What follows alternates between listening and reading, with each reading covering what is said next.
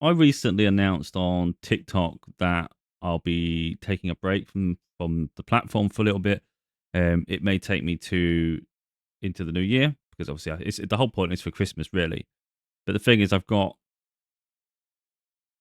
things to be getting on with, and I think once the new year begins and start making progress, I don't think I'm really going to want to keep derailing myself. I've created a lot of free content for a very long time, and I do that because I want to help people and I enjoy creating content. But I also recognize that I need to make myself more rarer, I think, more value on myself. So it's more about quality rather than quantity.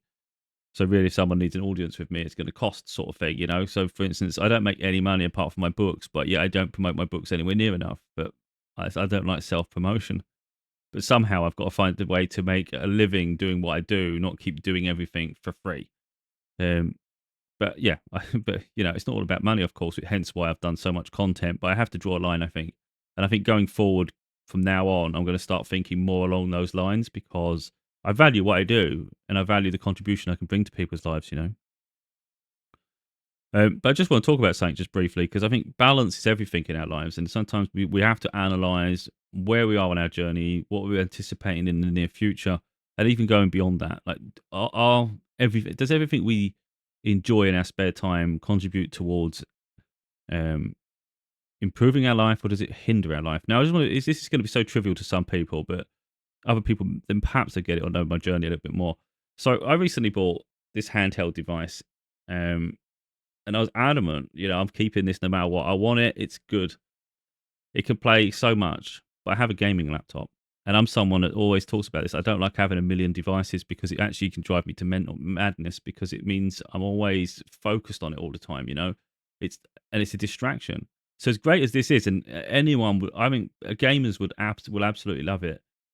But I'm not here to mirror other people. I'm here to fulfill my journey. And the thing is, I'm just aware that as I go into the new year, I really do need to focus on projects. So I've got books to complete that and I know I'm going to be energized going into the new year. I'll be excited to fulfill it.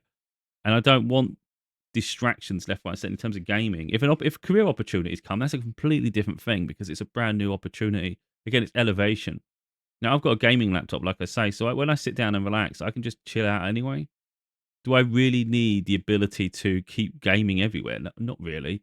If I'm traveling, for instance, do I really need to play games when I'm traveling? Not really. Because there's a balance to it all. You don't just need to obsess, and it's what it does. It stops me actually enjoying other things too. Like I really do enjoy reading, but when you get overly visually stimulated, I think with like gaming, for instance, because it really does consume you and it takes longer than you expect. It stops those moments. Like I was really enjoying a better quality of life, going to bed at a reasonable time, sitting in bed and just reading a book, and I was actually really enjoying that. But my mind gets stimulated by gaming, and so what's happened is I've got this like insomnia going on. I'm struggling to sleep. It's like my pattern's gone completely out, and yet when I was going through that period, I wasn't like that. Yeah, could be winter, could be all sorts of things, but I'm acutely aware that going forward, it's not really going to benefit me at all. As great as it is, and it's a great device, it's just I already have a device. I don't need two. Then I think in terms of if I'm in a relationship with someone, let's say the relationship comes in the new year sometime, it's I want to be able to enjoy my company with them. I don't want to always feel like I've got a device in my hand. It's all right if I go and use it, if I use my gaming laptop for a bit and I play the games as and when, but not all the time. And I wouldn't want to feel like we're sitting on a sofa or something and there's me sitting there playing games all the time, distracting away from the person. Again, I always think of myself a million miles forward. If he was wealthy, I think it's a great place to be. If he was wealthy, what would you have? Well, these are great distractions from every day. But if I was wealthy, I don't think I'd even want it. If he was wealthy, because you literally can have a better lifestyle. So then that tells you why do you need it now then? And really does go full circle. It effectively, as silly as it is, that could derail my book by a month or so. Because if I'm overly committed to a gaming, for instance, when I should be focusing on something else, it does derail so much of your life. And I know it's trivial. And of course, you regain your money, the expenditure, what you've outlaid. For instance, I had to buy I had to buy another storage device for it. Cost about 120 quid.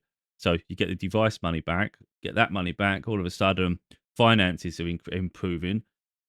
But it goes beyond that. It really is the distraction of life. and it's not really helping me. It's more of an outlay because, to be honest, it sits on my desk unnecessarily. Then when you've been sitting at the desk while I'm doing the videos and I'm creating content, I'm doing my work, all of a sudden it's like, no, maybe I'll go and sit on the bed with it for a little bit, you know? And it's like, what's the point of that? You know, I haven't got a case for it, so that's gonna be more money. So I'm thinking realistically at this moment in time, I'm really heavily thinking about selling it. Just recoup what I paid and be done.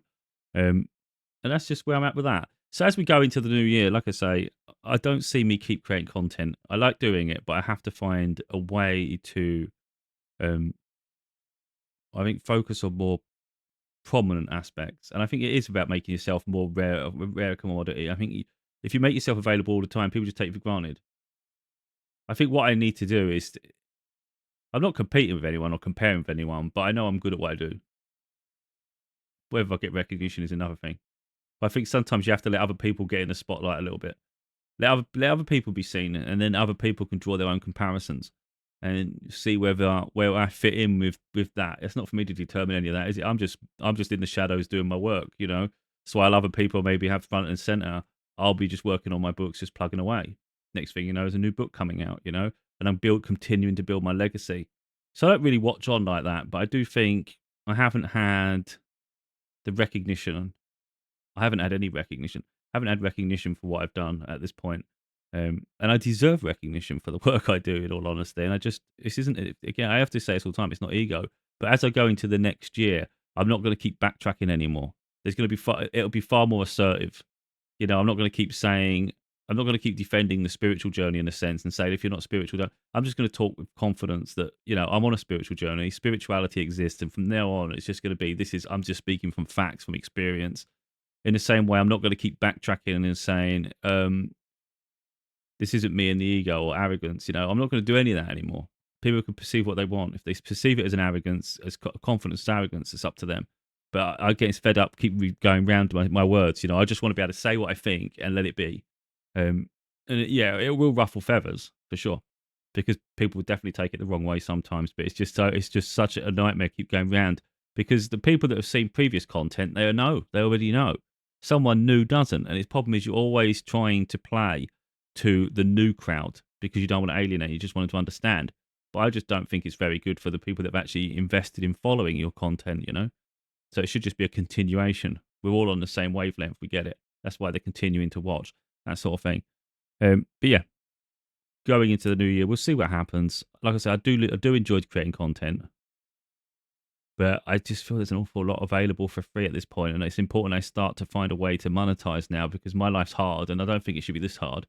And in all honesty, it's not fair. It's not fair. So as we just quickly go on, just briefly, this is obviously the YouTube channel. So I would recommend people watch the Star is Born series. It's well worth watching. And then we've got the Talks one, which is about personal growth developments. It's going to top certain topics. Then we've got my game, more my gaming, but more it's bits and pieces really. My love of physical media and things, and I'll probably randomly create content for that just because it's a distraction from things. But of course, if I do sell the handheld, there won't be content on it. If I do keep it, then I can.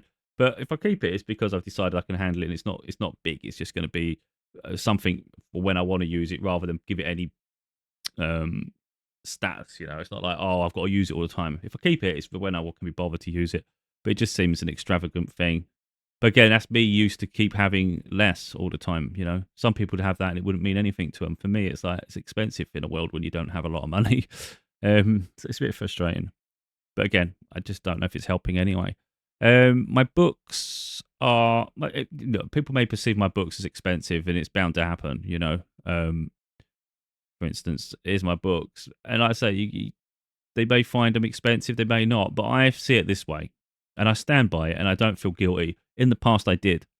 So I've asked Spirit before, like, is this a fair price for my book? And it was yes. So I'm just confident with that. I've had people buy some anyway. They pay it. Some people obviously don't. But the way I see it is, you can either buy a McDonald's, like you could think, oh, I'm going to McDonald's, or you can buy one of the books. It's as simple as that. You can buy McDonald's or buy the book.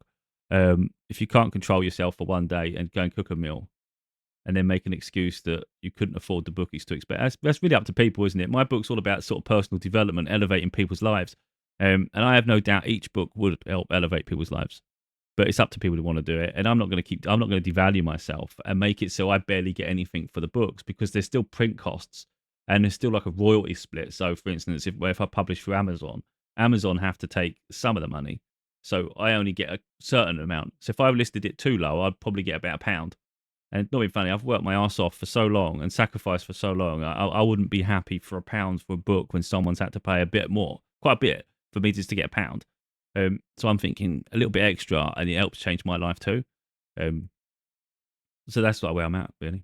It's just a case of that. And like, say, if someone can't afford, let's say someone genuinely can't afford it, it's like you only have to wait a few weeks, though. So let's say you just put £3 or £4 on it. You know what I mean? It's doable, even if it takes 6 months to buy a book. No one's saying you've got to have it today. But the point is, if you really want it, it's anything's attainable, isn't it? Sometimes you just can't have it today. And the reality is, as much as I would love to do that based on people's finances, if someone was in poverty, I'd love to help them. If someone's wealthy, then yeah. But how is that fair? How is it fair if I make... Because people have already bought them anyway. So if I was to lower the price, is it fair for the people that bought it before that they paid more? So I'm just going to keep it where it is, and they're the prices.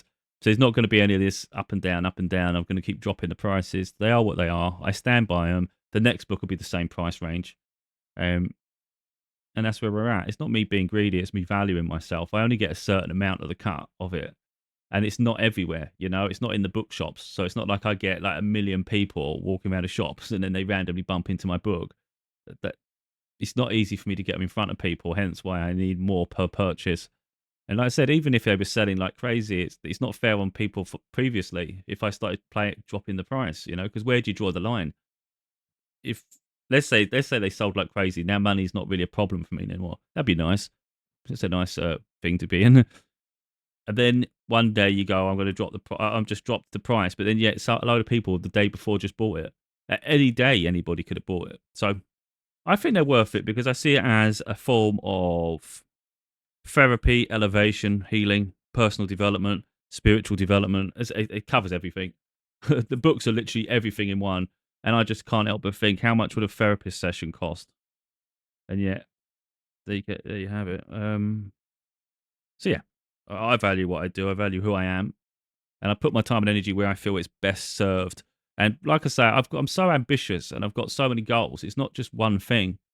I've done so many videos, and I'm proud of that. But of course, I still want to. My legacy is still the books as well. Actually, the books are probably more important, but I get caught up with the videos, so I keep making them and making them. But in the end, it's the books I think that matter more. And the good thing is, over time, it speaks for itself, doesn't it? Because at this point, we've got 6. There'll be another book coming out in spring. And even if we go here, the amount of videos I've got now, and again, I want this to be a little bit of a marker to show I haven't had the eyes on my work yet. You can clearly see, I don't know if I can zoom in, but 53 views on that one. It's probably one of the higher ones. And then 16, 15, 9, 0, 0, 2. And yet I've got, at this stage, 385 subscribers. It can go up or down. It can go down as well as up. There's no guarantee of anything. But look at this, 385 subscribers, but I've done 288 videos. That's not like 2 videos here. That's 288 videos. And a lot of them have been over the past couple of months. I've been consistently creating. So I'm not a lazy person. I'm very, very focused and ambitious. And I do the work, But because now I think the focus should be on my books. So I need to get the next book done. I can't have anything in the way of that, but I will do that. And then we're going to have potentially any career opportunities could come. I am thinking of developing or just turning this. I am thinking of turning A Star Is Born into a podcast, and I probably will do that. I'll probably just make it a podcast. But we'll see what I decide with the content itself. But there's going to be a lot of adaptation in terms of like where I decide to put the content and things. But yeah, that's really where I'm up to on my journey. So it's likely the videos will stop for a while now. I think there's enough there. Even if I walked away for a year, I think there's plenty of content here to cover to keep people healing and occupied and growing. But yeah, I mean, I don't suppose it'd be that long without content, but I don't feel pressured now. It was important that I was creating so much on TikTok, for instance, and I was getting really fed up, and it's very disorganized. And I thought, oh, I wish I'd done the videos on YouTube at the same time. I should have done. And in the end, I just took a moment to start doing it, transitioning a few over, but then I just started creating a brand new content and posting both directions with it. And it's just literally filled the whole page up. It's filled my channel up, and I'm really happy with that. And it just shows me a little bit, because when you keep pumping out to TikTok, you don't realize how many you're creating. There's no real barometer of that, does it? The page just keeps expanding, and you don't really see anything. With this, because of this playlist and the way it's organized, you can see all the work you've done. And the fact that it does actually tell you how many videos there are, it's crazy. Um, but yeah, I'm going to be focusing on fulfilling other aspects, because I like to be fulfilled in various directions. I don't like to just do one thing and then I'm like, oh, is that it? It's like, let's do that, let's do that, let's do that. And then like in a year's time, you look at all the work, look at all these videos, look at the podcast, look at the audio books, look at your actual books, you know. But the next stage would be nice if I start to see some progress with it in terms of people engaging with it. That would be really nice, because that's the whole point of creating it in the first place. It's not for me to look on and go, oh, look what you did. It'd be nice to know it's helping people. So that's the next phase. And then we'll just see what like career opportunities come, because I'm excited. I don't know exactly how things could turn out, but I think anything is possible. But yeah, I think I've got to take a step back for a bit.